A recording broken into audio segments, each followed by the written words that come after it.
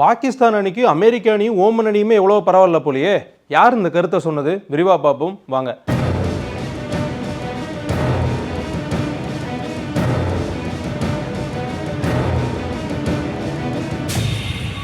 இப்போ ட்ரெண்டிங்கில் போயிட்டு இருக்க விஷயம் ஐசிசி சாம்பியன்ஸ் ட்ராஃபி கிரிக்கெட் தான் வந்து பயங்கர ட்ரெண்டிங்காக போயிட்டு இருக்கு.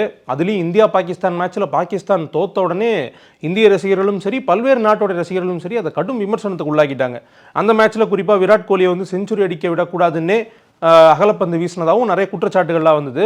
அதை தொடர்ந்து பிரஸ்ஸை சந்திச்சு நம்மளுடைய இந்திய அணியினுடைய வீரர் ஜடேஜா வந்து என்ன சொல்லியிருந்தார் அப்படின்னா, மக்கள் எப்பயுமே ஒரு கடுமையான போட்டி, கடுமையான மேட்சை பார்க்க தான் விருப்பப்படுவாங்க. இந்த முறை அந்த மாதிரி பெருசாக இருக்க மாதிரிலாம் தெரியல அப்படின்ற மாதிரி அவருடைய கருத்தை சொன்னார். அந்த கருத்தை தொடர்ந்து அவர் சொன்னதான் இப்போ பயங்கர ட்ரெண்டிங்காக போயிட்டு இருக்கு. என்னன்னா, பாகிஸ்தான் அணியை கடுமையாக சாடிட்டாருங்க. பாகிஸ்தான் அணி வீரர்களுக்கு வந்து விளையாடவே தெரியல, அவங்க விளையாட்டும் சரியில்லை, ஏன் இவ்வளோ மோசமான ஒரு டீமை வந்து அவங்க எடுத்துருக்கிறாங்க, இவ்வளோ மோசமான டீம் எடுக்கிறதுக்கு பதிலாக அவங்க வந்து வேற யாராவது விளையாட வச்சிருக்கலாம், டீமை வந்து மொத்தமாக அவங்க மாற்றணும்னு சொல்லி பயங்கர குற்றச்சாட்டுகளாக வச்சிட்டாரு. ஸோ அந்த விஷயம் தான் இப்போது நெட்டில் எல்லாரும் எடுத்து கிண்டல் பண்ணிகிட்டு இருக்காங்க. ஏன்னா பாகிஸ்தான் அணி இதுக்கு முன்னாடி சும்மாலாம் இல்லை, அவங்க வந்து பயங்கரமான சவால்லாம் விட்டுருந்தாங்க.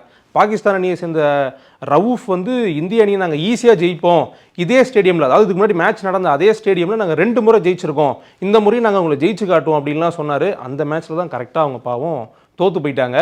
சரி, ஜடேஜா இதை விமர்சனம் பண்ணுறாரு, அவங்களும் சவால் விட்டு சமூக வலைதளங்கள் அது விமர்சனம் ஆகுதுன்னு பார்த்தா, அதை தாண்டி பாகிஸ்தானோட முன்னாள் விளையாட்டு வீரரும் பிரபல கிரிக்கெட்டருமான ஷோயிப் அக்தர் அவருமே இதே விமர்சனத்தை தான் சொல்லியிருக்காரு. பாகிஸ்தான் அணியை நம்ம குறை சொல்லி என்னப்பா பிரயோஜனம், நிர்வாகத்தில் தான் எல்லா குறையும் இருக்குது, நிர்வாகத்தை தான் நம்ம குறை சொல்லணும், சின்ன பசங்களை நம்ம வந்து என்ன குறை சொல்ல முடியும் அப்படின்னு ஒரே போடா போட்டார் பாகிஸ்தான் டீமை. சின்ன பசங்க அப்படின்ட்டாரு. நிர்வாகத்தில் இருக்கிறவங்க சரியாக நிர்வாகம் பண்ணலை, சரியாக டீமை ஃபார்ம் பண்ணலை, அவங்களுக்கு ஒரு பிளானே இல்லை, அதனால தான் அவுட்புட் இந்த மாதிரி இருக்குது அப்படின்னு சொல்லி அவரும் விமர்சிச்சிருக்காரு. பாகிஸ்தான் அணி 2 முறை தோத்துட்டாங்க, முதல் மேட்ச்லையும் தோத்துட்டாங்க, இந்தியா கூடயும் தோத்துட்டாங்க. அதனால் டைரெக்டாக வந்து அவங்க அரையிறுதிக்கு போகிற அந்த தகுதியவும் இழந்துட்டாங்க. இதுக்கப்புறம் வர்ற ஒரு போட்டியுமே பாகிஸ்தானுக்கு ரொம்ப குரூஷியல் தான். இதுக்கு நடுவில் எக்கச்சக்கமான விமர்சனங்களும் ரசிகர்களுடைய அதிருப்தியும் இருக்குது. பார்ப்போம் தொடர்ந்து இருந்து பாகிஸ்தான் என்ன பண்ணுறாங்கன்ட்டு.